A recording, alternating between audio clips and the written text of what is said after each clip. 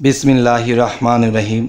হে সমস্ত জগতবাসী, আজকে আমি মোহাম্মদ শামীম আলী যে আলোচনাটি নিয়ে হাজির হলাম, সে আলোচনাটি খুবই গুরুত্বপূর্ণ এবং এই পৃথিবীর মানুষ যারা চলাফেরা করছে, সংসার করছে, চাকরি করছে, ব্যবসা করছে, যাই কিছু করছে, কিন্তু এদের মধ্যে দেখা যায় অনেকেই একটা অশান্তি ভোগ করে।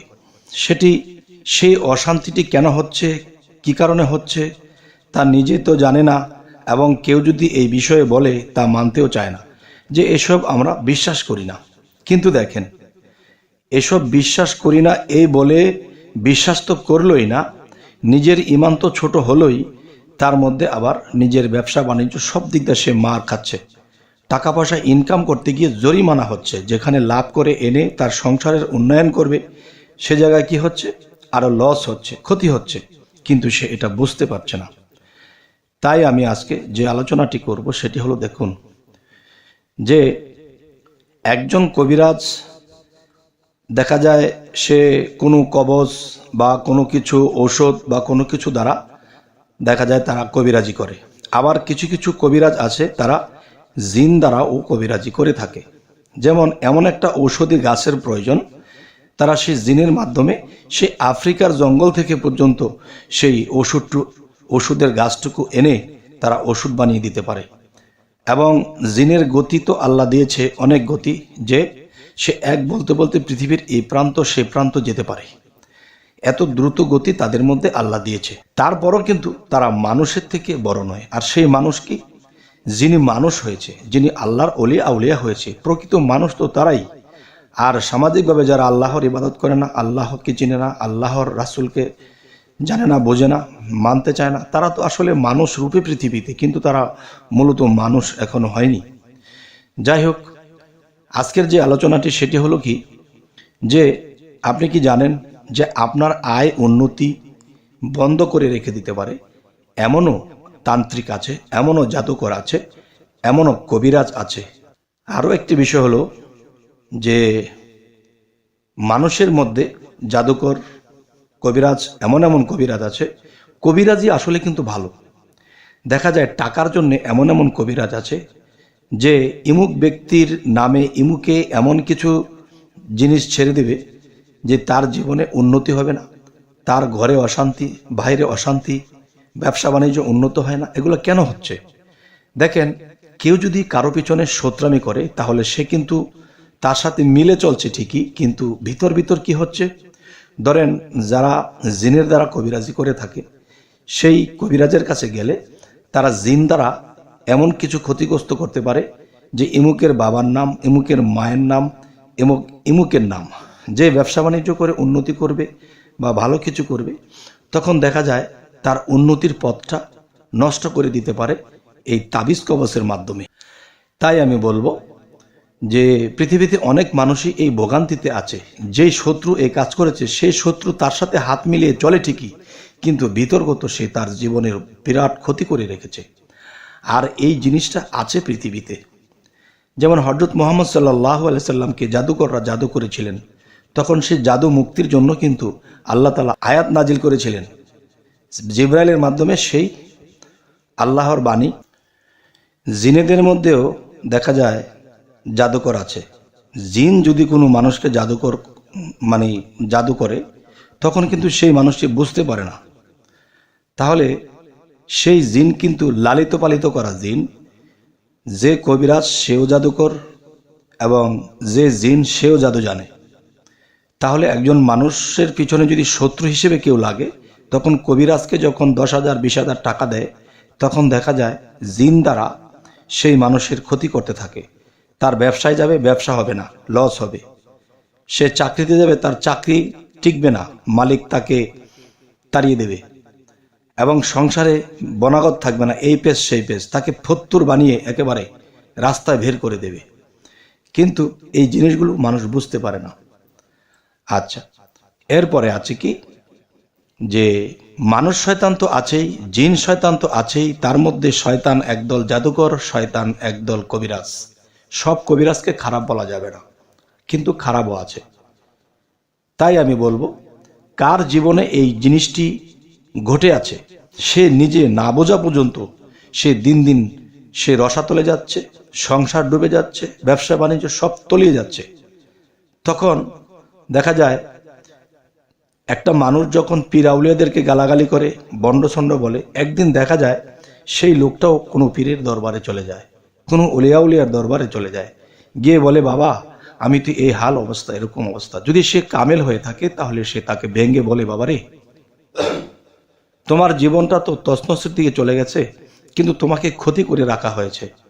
যে অন্ধকারের শক্তি একটা পৃথিবীতে আছে, যেমন হযরত মুহাম্মদ সাল্লাল্লাহু আলাইহি সাল্লামকেও জাদুকররা জাদু করেছিলেন, আল্লাহ জিবরাইলের দ্বারা আয়াত নাজিল করে সেই আয়াত পাঠ করিয়ে তখন হযরত মুহাম্মদ সাল্লাল্লাহু আলাইহি সাল্লামকে জাদুমুক্ত করেছেন। তাহলে যাকে সৃষ্টি না করলে বিশ্বজগৎ কিছুই সৃষ্টি করতেন না, তাকেও জাদু করেছে। তাহলে বোঝা গেল জাদুর প্রভাব অনেক বড় শক্তি, আর সেই শক্তি কিন্তু আল্লাহরই। কিন্তু আল্লাহ কেন এরকম কুশক্তি দিল? দেখেন, আল্লাহ কখনো কুশক্তি দেয় না। যেমন আপনি সরকারি চাকরি, পুলিশের চাকরি করতে গিয়েছেন, তখন আপনাকে ট্রেনিং দিল এবং আপনাকে শপথ করালো যে তোমরা আজকের পর থেকে সন্ত্রাসকে দমন করবে, চোর ডাকাতকে তোমরা ধরবে, এদেরকে শায়েস্তা করবে। এখন দেখা যায় এরকম শপথ করে তাদেরকে ছেড়েছে, কিন্তু তারা সেই শপথকে ভুলে গিয়ে অনেকে কি করে, যে নিজে সেই অস্ত্র দিয়ে সন্ত্রাস হয়ে যায়। তাহলে অস্ত্রের কোনো দোষ নেই, সেই মন্ত্রবলের দোষ নেই, সেই জাদুটোনার দোষ নেই, কিন্তু সেটা যেদিকে চালাবে সেদিকে সে যাবে। তাই আমি বলবো, মানুষে কেউ সুপথ ধরে রেখেছে, কেউ কুপথ ধরে রেখেছে। তখন কি হয় যে বিভিন্ন মানুষের এরকম ক্ষতি হচ্ছে।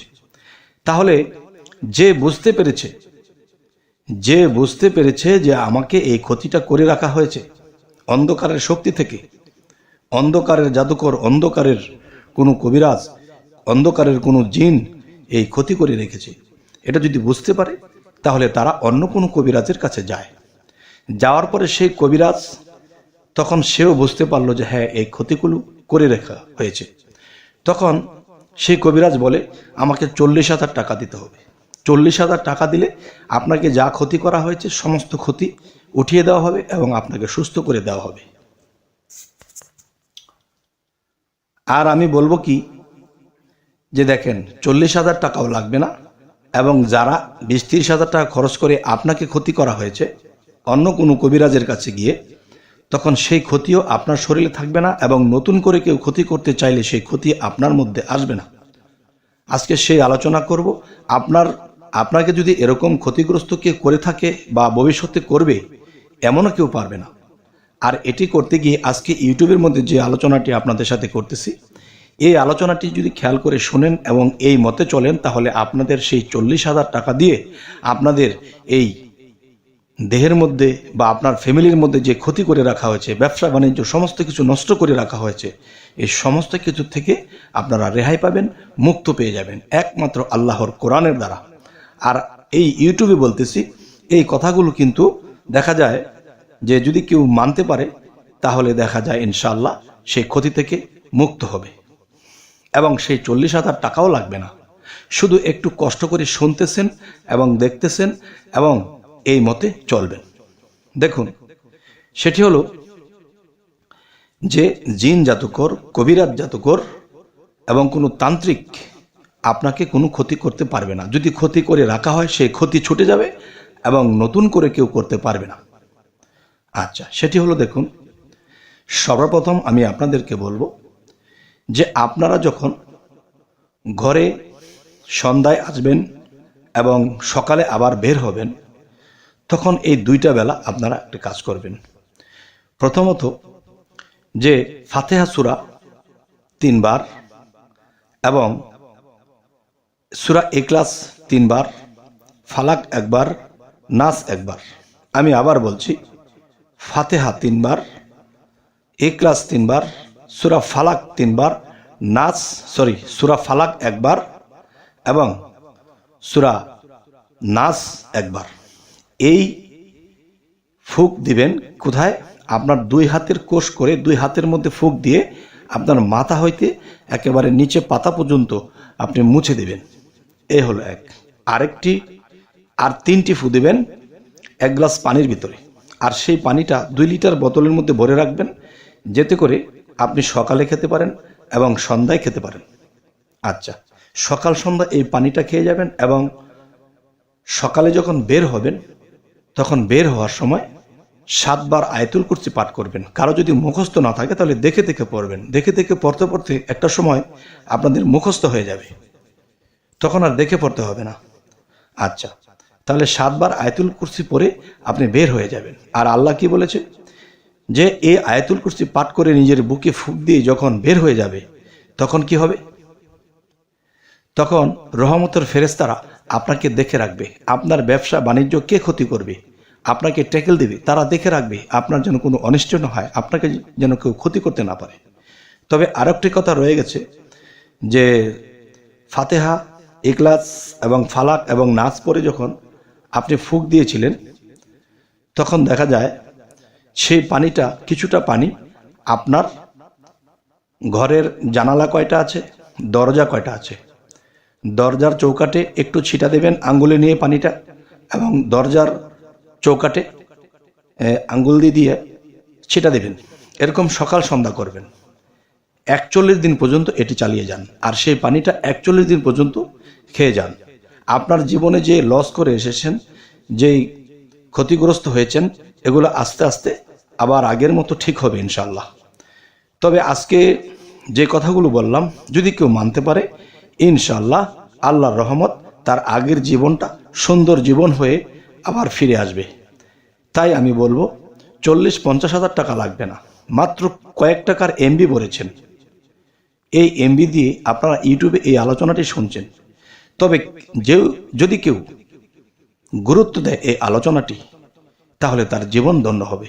এবং পাশাপাশি আপনাদের এই বিপদ যখন মুক্ত হয়ে যাবে, অবশ্যই আমাকে কথা দিবেন যে আপনারা এতিম অসহায়ের মাথায় হাত বুলিয়ে দিবেন এবং তাদেরকে পেট ভরে খাইয়ে দিবেন। তখন ইনশাল্লাহ আল্লাহ আরও খুশি হবে। তখন আপনাকে আল্লাহ এমন জায়গায় পৌঁছাবে যে আপনাকে কখনোই আর কোনো দিন আপনাকে এই জাদুটনা পাবে না। তবে 41 দিন নিয়মিত করবেন। এরপরে যদি অনিয়মে করেন এতে সমস্যা নাই, কিন্তু করতে পারলে ভালো সব সময়। তো আজকের এই আলোচনাটি কি বোঝানো হলো যে আপনারা যেই বিপদগ্রস্ত হয়ে আছেন, আল্লাহর এই কালাম দ্বারা আপনারা সুস্থ থাকবেন, ভালো থাকবেন। তবে আমাদের চ্যানেলের আলোচনা যদি আপনাদের ভালো লাগে অবশ্যই সাবস্ক্রাইব করে নেবেন এবং পরবর্তীতে যেন ভালো ভিডিও আপনাদের কাছে পৌঁছে দিতে পারি। তো সকলেই ভালো থাকবেন। আল্লাহ হাফেজ।